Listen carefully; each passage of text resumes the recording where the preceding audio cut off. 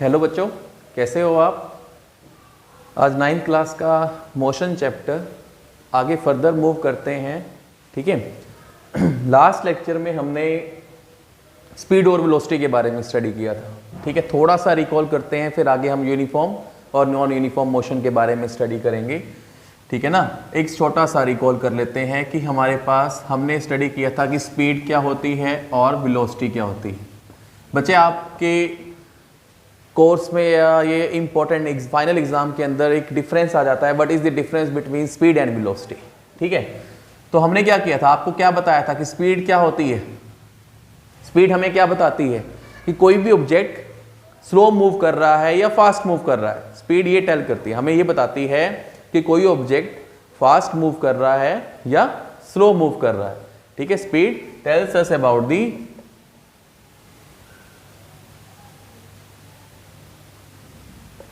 about objects slowness and fastness। ठीक है, ये डायरेक्शन को कंसीडर नहीं करती है। ठीक है, विदाउट कंसीडरिंग दी, ठीक है ना, डायरेक्शन को कंसीडर नहीं करती है। स्पीड हमें बताती है कि कोई ऑब्जेक्ट कितना फास्ट मूव करेगा या स्लो मूव करेगा, लेकिन डायरेक्शन के ऊपर डिपेंड नहीं करती है स्पीड। ठीक है, डायरेक्शन पे डिपेंड नहीं करती है। तो ये कौन सी टर्म हुई, स्केलर टर्म हुई। और डिस्टेंस का हमने फॉर्मूला क्या स्टडी किया था, distance is not speed is denoted by S. हमने क्या फॉर्मूला स्टडी किया था, it is the ratio of distance upon time. यहां से भी आप कह सकते हो कि ये स्केलर टर्म कैसे है, क्योंकि डिस्टेंस हमारे पास क्या होती है, डिस्टेंस स्केलर टर्म है, टाइम भी स्केलर टर्म है। तो स्केलर का स्केलर के साथ अगर हम रेशियो लेंगे तो स्केलर ही आएगा। इसलिए स्पीड जो होती है वो इसलिए भी स्केलर टर्म के अंदर काउंट होती है। ठीक है यहां तक। और यूनिट क्या होती है स्पीड की, देखो डिस्टेंस हो या डिस्प्लेसमेंट हो, है तो वो लेंथ ही। तो मीटर में ऐसा यूनिट जनरली हम लेकर चलते हैं, distance is noted by m and, और टाइम को हम सेकंड में लेके चलते हैं। मीटर पर सेकंड हमारे पास किसकी यूनिट हो जाती है, स्पीड की यूनिट हो जाती है। अब आ जाओ वेलोसिटी पर। वेलोसिटी में क्या होता है, वेलोसिटी हमें बताती है कि हमने कितना डिस्टेंस ट्रेवल किया कितने टाइम पीरियड में, लेकिन इसमें डायरेक्शन भी कंसीडर की जाती है। ठीक है ना, मतलब ये हमें बताती है कि भी distance moved by an object, distance moved by an object in a given time period, ठीक है, under the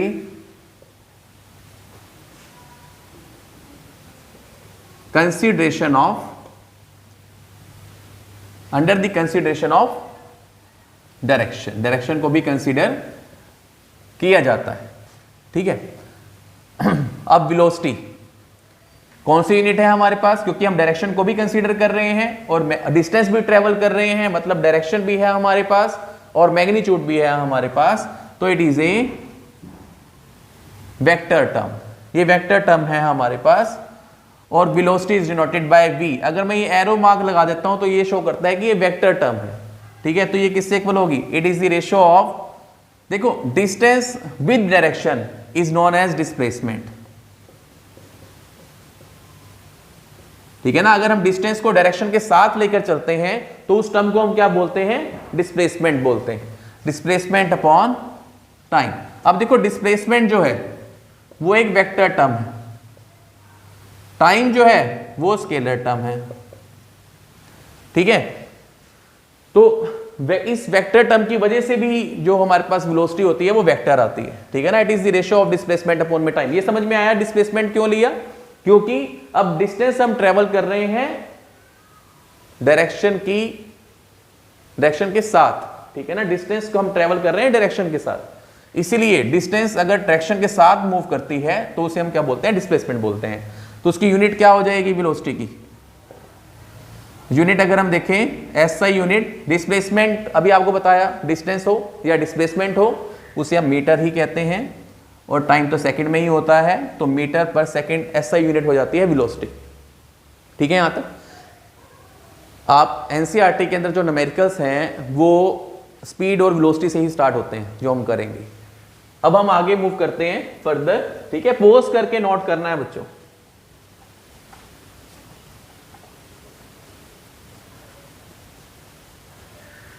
देखो बच्चों, आगे अगर हम मूव करते हैं तो मोशन को जनरली जो है ना वो दो पोर्शन में स्प्लिट किया जाता है।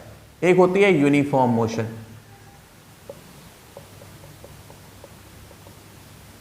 ठीक है, और एक होती है non uniform motion.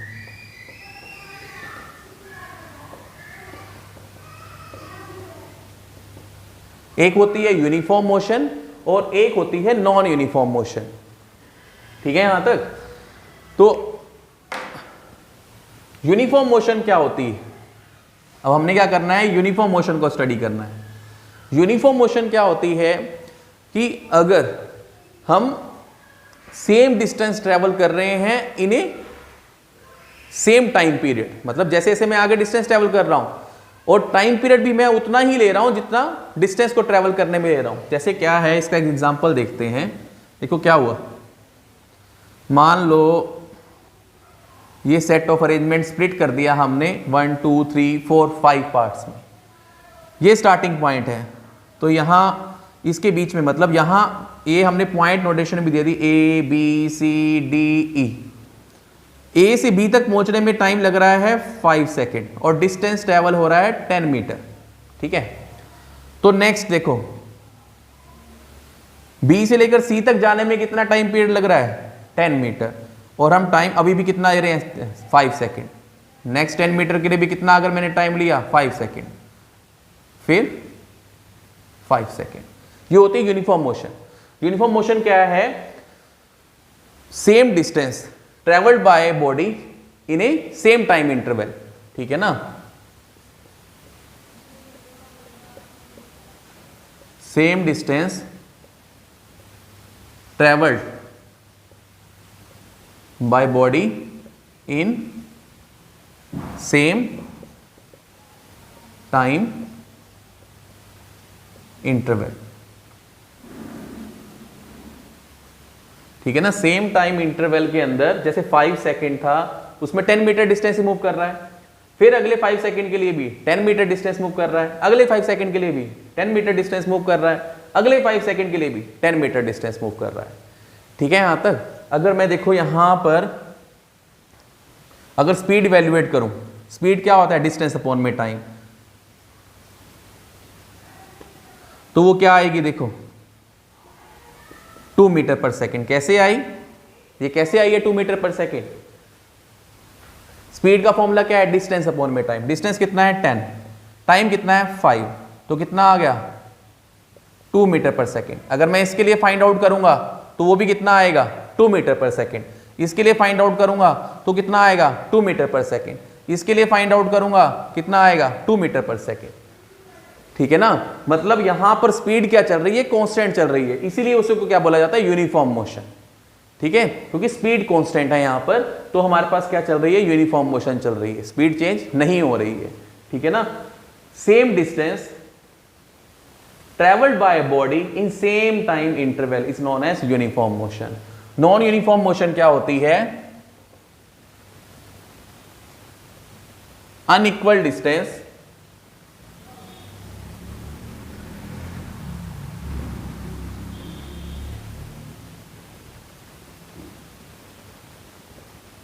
traveled by body in same time interval। ठीक है ना, सेम टाइम इंटरवल में अब डिस्टेंस सेम ट्रेवल नहीं कर रही है, कभी कम कर रही है कभी ज्यादा कर रही है। जैसे सपोज करो वही मैंने पैटर्न पिक किया, मान लो A B C D E.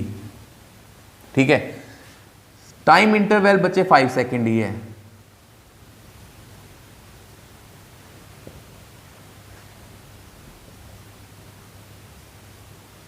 Time interval 5 second ही है, वो हम चेंज नहीं कर रहे हैं। देखो सेम टाइम इंटरवल है ना, मान लो पहले तो उसने 10 मीटर डिस्टेंस ट्रेवल किया, नेक्स्ट उसने 5 सेकेंड में ना 20 मीटर डिस्टेंस ट्रेवल कर लिया, फिर उसने 5 मीटर डिस्टेंस ट्रेवल किया, फिर 15 मीटर डिस्टेंस ट्रेवल कर लिया। अभी देखो डिस्टेंस चेंज होता जा रहा है, कभी कम हो रहा है, कभी ज्यादा हो रहा है, टाइम पीरियड सेम है, ठीक है ना। तो उसे हम क्या बोलते हैं, नॉन यूनिफॉर्म मोशन बोलते हैं, क्योंकि यहां पर स्पीड वेरी कर रही है, स्पीड चेंज हो रही है। कैसे चेंज हो रही है, देखो अगर यहां पर अगर मैं स्पीड की वैल्यू निकालूं कितनी आएगी, 10/5 2 मीटर पर सेकेंड। यहां पर अगर मैं फाइंड आउट करूं कितनी आएगी, 20/5 4 मीटर पर सेकेंड, ठीक है ना, 20/5 4 मीटर पर सेकेंड। यहां पर अगर मैं देखूं तो कितनी आएगी, 5/5 1 मीटर पर सेकेंड। अगर यहां पर देखें तो कितनी आएगी, 15/5 3 मीटर पर सेकेंड, ठीक है ना।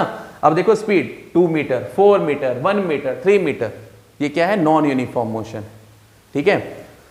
नॉन यूनिफॉर्म मोशन के अंदर स्पीड जो है वो चेंज हो रही है। अब हमारे पास इसके बाद जो कंसेप्ट आता है वो क्या आता है, एवरेज स्पीड और एवरेज वेलोसिटी। अगर हमारे पास कोई भी object non uniform motion move करता है तो हम उसकी क्या स्पीड निकालते हैं, एवरेज स्पीड निकालते हैं। अगर हमें कोई बोले कि ये कितनी स्पीड से, इसकी मतलब यहां ए से ई तक जाने में इसकी जो हमारे पास इक्विवेलेंट स्पीड है वो कितनी है, अगर हमें बोला जाए, देखो अगर यहां बोला जाए कि ए से लेकर ई तक जाने में इसने कितनी स्पीड यूज करी, जो एक कॉमन स्पीड ए से लेकर ई तक पहुंचने में, तो हम बोलेंगे 2 मीटर पर सेकंड, क्योंकि हर एक पॉइंट पे क्या चल रही है, वो स्पीड कांस्टेंट चल रही है, यूनिफॉर्म वेलोसिटी से या यूनिफॉर्म स्पीड से वो मूव कर रहा है। लेकिन यहां देखो पहले 2 मीटर थी पर सेकंड थी, फिर 4 मीटर पर सेकंड हुई, फिर 1 मीटर पर सेकंड हुई, फिर 3 मीटर पर सेकंड हुई। इसमें से क्या आंसर दोगे आप? अगर आप बोलोगे 2 मीटर पर सेकंड, गलत हो जाएगा। तो अगर बोलोगे 4 मीटर पर सेकंड, तब भी गलत हो जाएगा। 1 बोलोगे तब भी गलत हो जाएगा, 3 बोलोगे तब भी गलत हो जाएगा, ठीक है ना, क्योंकि इसमें स्पीड हमारे पास कांस्टेंट नहीं है। ए से लेकर ई तक जाना है, अगर मुझे अब इवेल्युएट करना हो कि इसकी स्पीड क्या होगी, मतलब ए से ई तक पहुंचने में कौन सी स्पीड ये यूज करेगा, तो वो एवरेज स्पीड आती है बच्चों, जो हम नेक्स्ट टॉपिक अब कवर करेंगे, ठीक है ना। ये समझ में आ गया बच्चों, uniform motion non uniform motion क्या होती है, पोज करके नोट डाउन कर लो। अब हम आगे मूव करेंगे average speed and average velocity.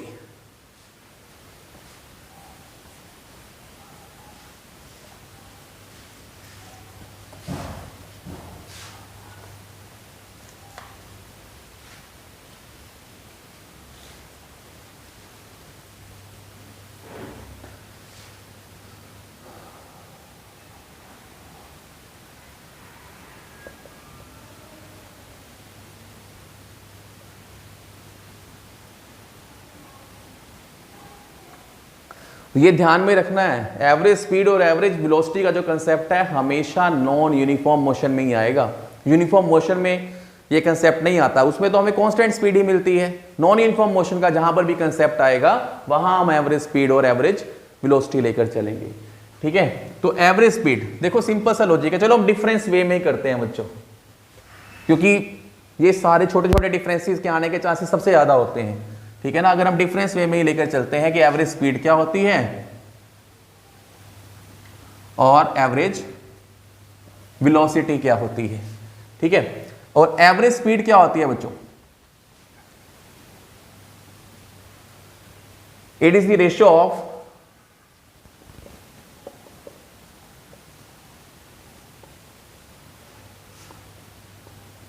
Total distance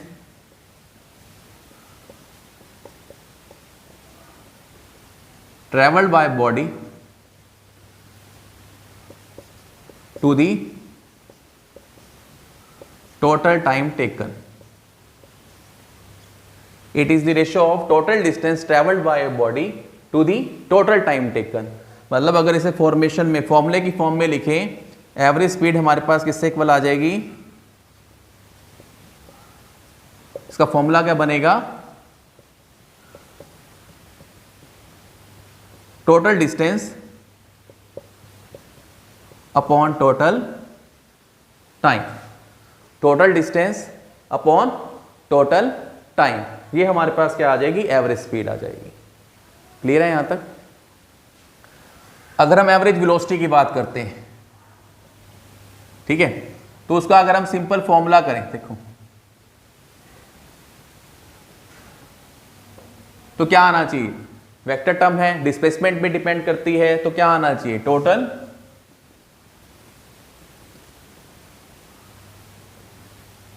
displacement upon total time. ठीक है ना, आपको बार बार कह रहा हूं, नॉन यूनिफॉर्म मोशन में ही हमें एवरेज स्पीड मिलती है और एवरेज वेलोसिटी मिलती है। ठीक है, एवरेज स्पीड जो होती है वो टोटल डिस्टेंस अपॉन में टोटल टाइम होती है, और जो एवरेज वेलोसिटी होती है वो टोटल डिस्प्लेसमेंट अपॉन में टोटल टाइम होती है। ठीक है ना, एक एग्जांपल से करते हैं।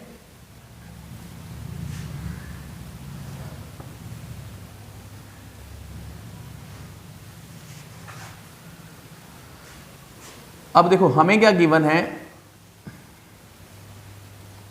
एनसीईआरटी का ही क्वेश्चन है ये, 8.1 फर्स्ट जो है। मान लो हमें कहता है कि हमने 16 मीटर डिस्टेंस ट्रेवल किया, बी तक आने में 4 सेकंड हमें लगे।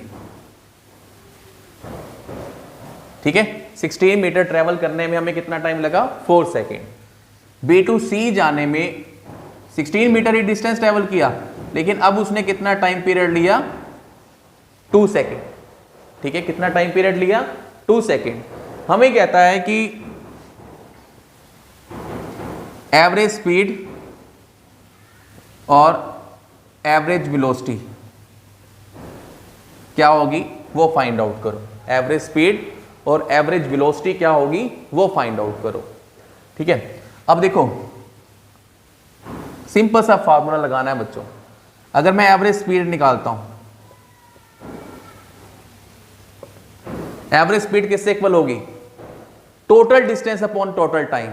टोटल डिस्टेंस कितना है बच्चों, 16 प्लस 16। ठीक है, या आप अलग से यहां लिख सकते हो, पहले यहां लिख लो कि टोटल डिस्टेंस क्या है,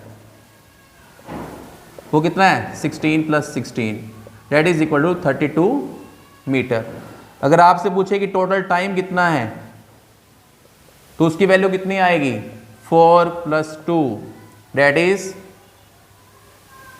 6 सेकेंड। ठीक है ना, टोटल टाइम कितना है, 4 प्लस 2।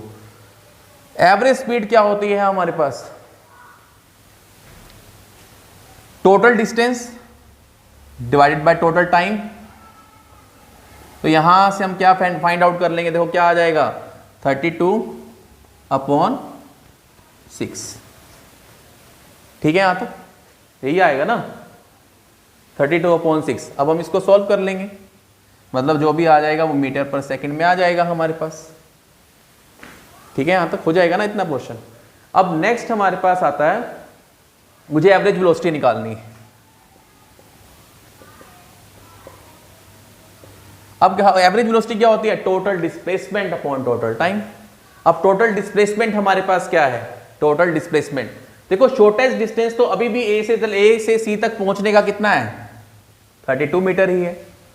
ठीक है ना, अब मैं और कहीं से जाऊंगा तो मुझे लॉन्गेस्ट पाथ ही ट्रेवल करना पड़ेगा, क्योंकि शॉर्टेस्ट पाथ तो डायरेक्ट पाथ होता है।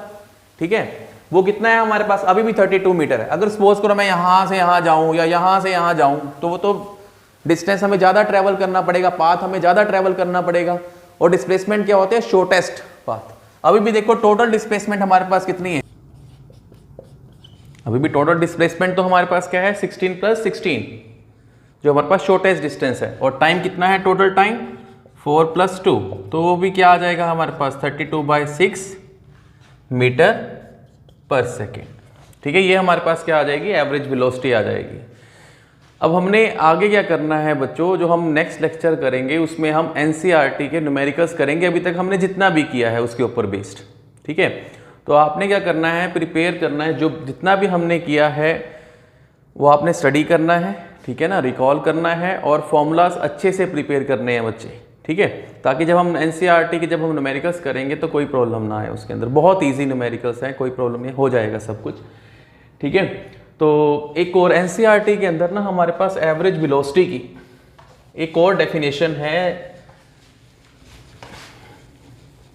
अभी तक तो हमने किया कि अगर इन केस अगर हमें, देखो जो एनसीईआरटी के अकॉर्डिंग क्या है, एवरेज वेलोसिटी जो होती है वो होती है initial velocity plus final velocity